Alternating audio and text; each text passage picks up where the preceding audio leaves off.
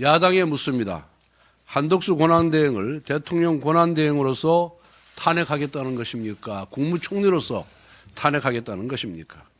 어제 민주당의 원내대표는 한덕수 대행이 24일까지 쌍특검법을 공포하지 않으면 탄핵을 추진하겠다는 뜻을 시사했습니다. 그런데 어제 민주당 원내수석부대표는 언론 인터뷰에서 총리 탄핵안을 미리 써놨다. 총리 시절의 행위에 대해서만 탄핵 사유로 삼으려고 한다라고 밝혔습니다. 국무총리 탄핵이라는 칼을 대통령 권한대행의 목에 들이대고서 민주당이 원하는 대로 해주지 않으면 찌르겠다는 탄핵 인질극입니다. 민주당이 한덕수 총리를 탄핵할 사유가 충분하다고 판단했었다면 그때 국무총리 탄핵소추안을 발의했어야 합니다. 그때 써놓은 탄핵소추문을 지금 사용한다는 것은 말이 안 됩니다.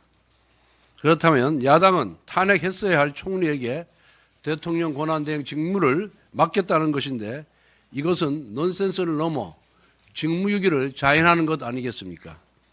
한덕수 대행의 탄핵 소추가 진행된다면 이는 명백히 대통령 권한대행에 대한 탄핵입니다.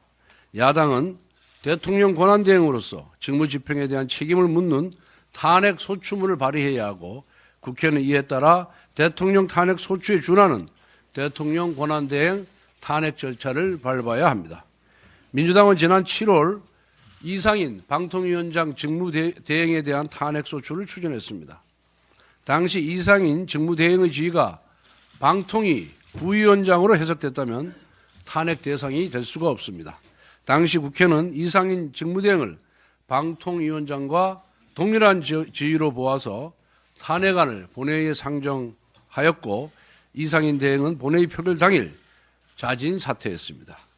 이번에 한덕수 대행 탄핵 소추안이 발의된다면 이상인 대행의 전례에 따라 제적위원 3분의 2 이상의 동의가 필요한 대통령 탄핵 소추 절차를 밟아야 합니다.